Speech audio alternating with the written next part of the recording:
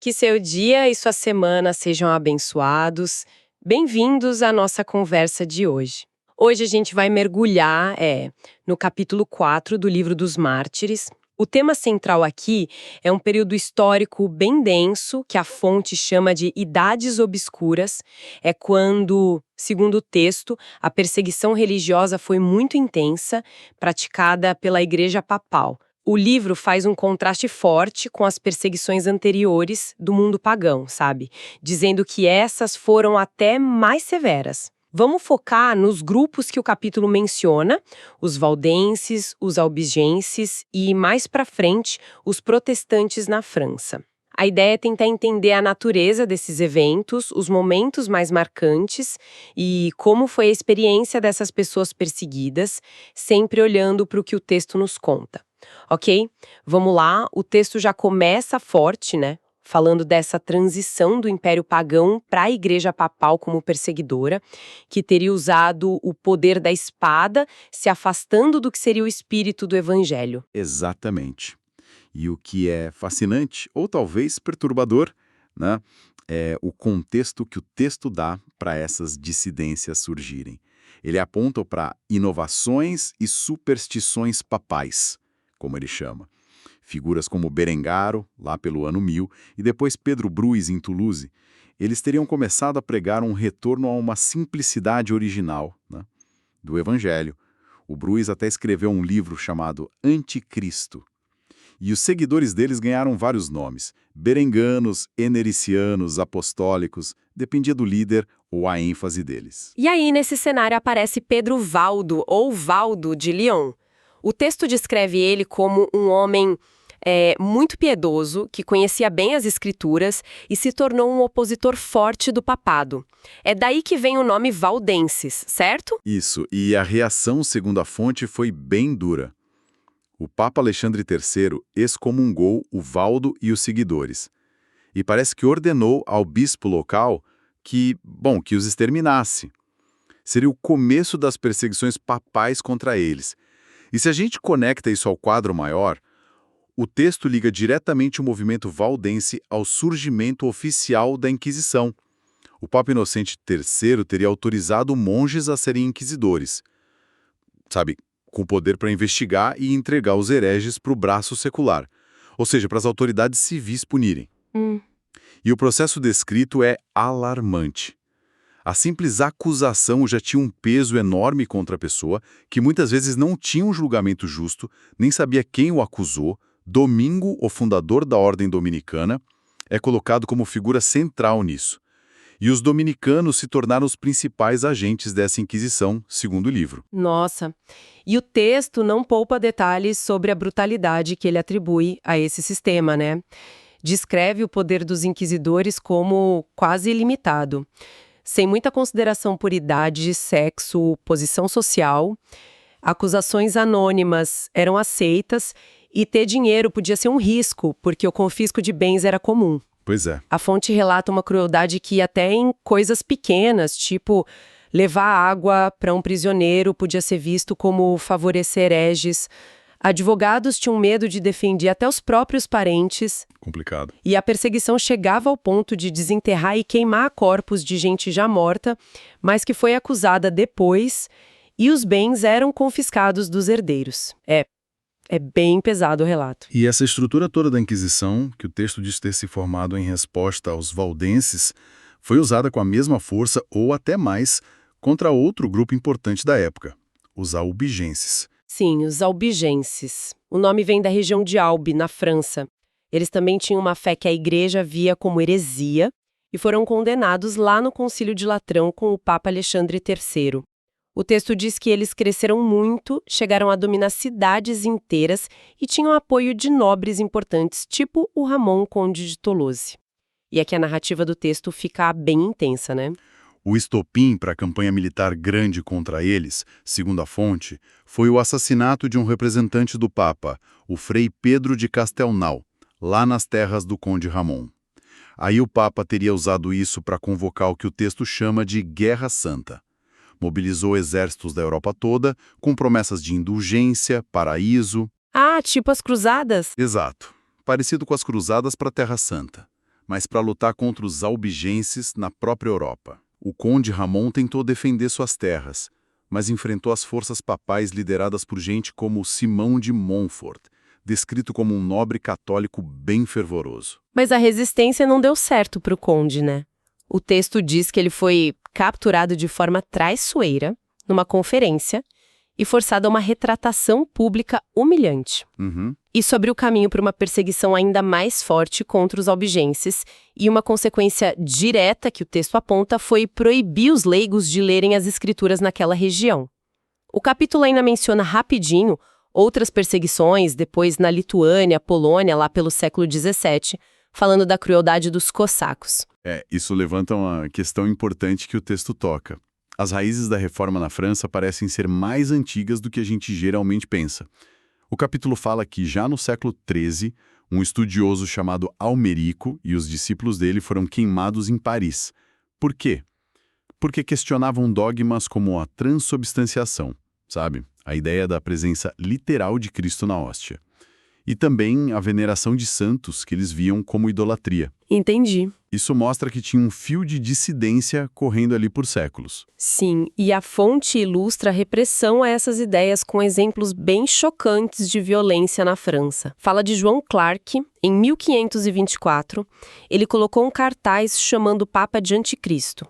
Aí foi açoitado, marcado com ferro quente. Nossa. E depois, por destruir imagens, teve a mão e o nariz cortados antes de ser queimado vivo. E o texto diz que ele cantava o Salmo 115, que condena ídolos. Pesado. E não foi só ele. O texto cita outros. Um homem queimado por criticar a missa, um clérigo reformado, João de Cadurco, até um tal de Pedro Chapot, executado em 1546 só por vender bíblias em francês. Em Maldá diz que 14 homens foram queimados enquanto as esposas eram forçadas a assistir.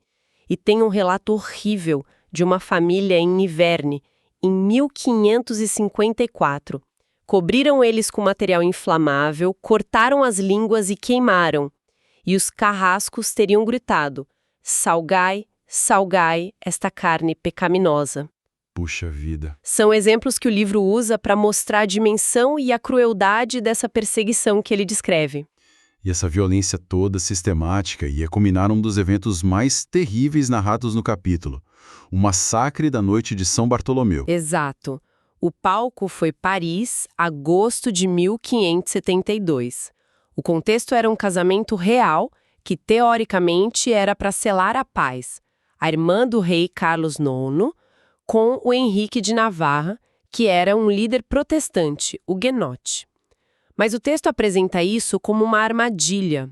Poucos dias depois do casamento, o almirante Gaspar de Coligny, que era o principal líder militar e político huguenote, sofreu um atentado. Ah, sim. Ele ficou ferido, mas a reação registrada dele foi: "Agora vejo que certamente Deus me ama, pois tenho sido ferido por sua mais santa causa."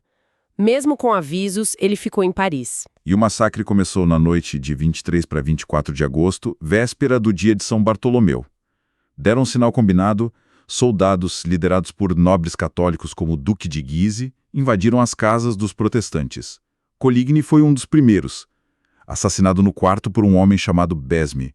Segundo a fonte, jogaram o corpo pela janela, cortaram a cabeça e mandaram para o Papa em Roma. Meu Deus! E o corpo foi profanado nas ruas. A matança se espalhou rápido por Paris. O texto fala em milhares de mortos só na capital nos primeiros dias. Homens, mulheres, crianças. Diz que o sangue corria pelas ruas, que o rio Sena ficou cheio de corpos. A fúria foi tanta que atingiu até católicos que eram vistos como moderados. E não parou em Paris, né? Se espalhou para outras cidades. Orleans, Rouen, Lyon, milhares de outras vítimas. Terrível. A fonte cita até um marechal católico, Tavannes, andando a cavalo e gritando que corra o sangue. E que no leito de morte ele teria dito que o massacre foi uma ação meritória. É impressionante pensar nisso. O texto traz umas histórias que tentam capturar o horror. A de Laforce, um menino de 10 anos que sobreviveu se fingindo de morto entre os corpos do pai e do irmão. Ou o relato de que o próprio rei Carlos IX teria atirado de uma janela do Louvre em hugonotes que tentavam fugir pelo Sena. E a rainha-mãe, Catarina de Médicis, é descrita como assistindo tudo imperturbável e serena, até rindo. Nossa. São detalhes que a fonte usa para pintar um quadro de crueldade calculada com o apoio da realeza. Depois da carnificina toda, a corte francesa tentou justificar, né? Acusaram falsamente o Coligny de conspirar contra o rei. O corpo dele foi exposto publicamente. O texto menciona uma frase que teria sido do rei sobre o cheiro do corpo em decomposição. Um inimigo morto cheira ao bem. Fala também de uma pintura no Vaticano com a inscrição Pontifex Coligny Nesse Probat. Ou seja, o Papa aprova a morte de Coligny. Caramba! E que teve celebrações em Roma, incluindo um jubileu. A estimativa total de mortos no reino, segundo a fonte, chega a 100 mil. Mas é importante notar que o texto também registra gente que se recusou a participar, como a carta do governador de Auvergne, Montmorin, que não quis cumprir a ordem de matar os protestantes na província dele, um raro contraponto. Ainda bem que houve alguns. Sim, mas em muitos outros lugares, Bordeaux, Blois, Anjou, as crueldades teriam se repetido com requintes de sadismo, segundo o relato. Mas mesmo com essa violência toda, teve resistência. A cidade de La Rochelle, que era um reduto protestante, resistiu a um cerco brutal de 7 meses. A fome foi tão extrema que o texto fala até em canibalismo. Milhares morreram de inanição. Mas a defesa foi tão forte que os atacantes tiveram muitas baixas e acabaram levantando o cerco, dando condições honrosas de rendição para a cidade. Uma resistência notável. E a fonte também destaca como uma notável interferência da providência o fato de que relativamente poucos ministros protestantes teriam morrido no massacre geral. Interessante isso. Avançando um século, o texto nos leva para a revogação do Édito de Nantes. Originalmente, o Édito de Nantes de 1598, confirmado depois pelo Édito de Nismes, garantia direitos civis e religiosos para os protestantes franceses. A fonte aponta o que vê como uma ironia. Luís XIV, que teria sido ajudado pelos protestantes a firmar seu poder, acabou se voltando contra eles. Os direitos foram sendo cortados aos poucos. Como assim? A supervisão por comissários católicos, impedimentos legais, expulsão de profissões, pegar crianças para educar à força como católicas, restringir o culto, vigiar as fronteiras para ninguém fugir. Mesmo assim, calcula-se que uns 150 mil conseguiram ir embora. E aí veio o golpe final, a revogação do Édito em 1685. Isso começou as chamadas Dragonades. Dragnades. Era uma tática bem cruel. Soldados, os dragões, eram alojados à força nas casas dos protestantes. E a ordem era usar qualquer meio para forçar a conversão. O texto diz que a ordem era clara: morrer ou virar católicos. Que pressão. E a fonte lista uma série de torturas para quebrar a resistência. Sufocar com fumaça, arrancar cabelo e barba, queimaduras, picada de agulha, estupro, prisões secretas, crianças mandadas para mosteiros e uma caça implacável a quem tentava fugir. É difícil até de imaginar o sofrimento descrito ali. E os ministros protestantes tiveram tratamento específico? Expulsão do reino num prazo curtíssimo, às vezes só 24 horas. E ainda criavam obstáculos para dificultar a saída deles. Quem não conseguia sair a tempo era condenado às galés, aqueles navios de guerra a remo, condenado por toda a vida. Nossas galés. As condições lá, pelo que o texto descreve, eram desumanas. Acorrentados aos remos, expostos ao tempo, chicoteados, cheios de vermes, frio, fome, sem higiene, sem médico, convivendo com criminosos comuns. E se a pessoa se recusasse ir na missa católica a bordo, levava ao bastinado, um açoitamento brutal nas costas ou na sola dos pés, e depois ainda esfregavam sal e vinagre nas feridas. Milhares teriam morrido assim. Que horror! Para mostrar que esse tipo de perseguição, que o texto liga ao fanatismo religioso, não ficou só lá atrás, nas Idades Obscuras, o capítulo termina com um caso bem mais recente. O de Jean Calas, em 1761, em Toulouse. Ah, sim, o caso Calas. Calas era um comerciante protestante respeitado, um dos filhos dele, Marco Antônio, estava com problemas, não podia ser advogado por ser protestante, estava deprimido, lia sobre suicídio. Numa noite, depois de jantar com um amigo da família, Lava Inés, o Marco Antônio foi encontrado morto, enforcado na loja da família. A família, em choque, chamou as autoridades. E aí, segundo o relato, o preconceito e a pressão da multidão entraram em jogo. O pessoal católico que se juntou do lado de fora e o magistrado responsável, um tal de David, logo assumiram que era assassinato. Qual a teoria? Que a família matou o Marco Antônio para ele não se converter ao catolicismo. Uma conversão que, aliás, não tinha prova nenhuma. Mas e os indícios de suicídio? Ignoraram. Corpo sem sinal de luta, roupas arrumadas, o magistrado até inventou uma história e pediu testemunhas que confirmassem essa versão. O corpo do Marco Antônio foi enterrado com honras de mártir católico. Bizarro. O processo que veio depois foi uma farsa, pelo que o texto conta. A família pai, mãe, o irmão Pedro, o amigo Lavaes e a empregada católica foi presa e torturada. Uma apelação inicial até foi aceita por irregularidades, mas o parlamento local, influenciado pela opinião pública, acabou condenando o pai, Jean Calas, um senhor de 68 anos. Condenado a quê? A tortura na roda. Aquele método horrível que quebravam os membros da pessoa. A ideia era que ele confessasse e entregasse os outros. Mas Calas aguentou a tortura com coragem, dizendo que era inocente e a família também, até o fim. Nossa. Os padres que o acompanharam testemunharam a fé dele. Mesmo assim, o magistrado David ainda teria zombado dele na hora da execução. Mas a história não acabou aí, né? O filho mais novo, Donat, conseguiu fugir e pedir ajuda. Uma figura influente da época, o texto só fala um cavalheiro, mas muitos historiadores ligam o Voltaire a esse papel, investigou o caso. Ah, o Voltaire. Faz sentido. Ele se convenceu da inocência e usou seus recursos e influência para levar o caso para o Conselho do Rei em Paris.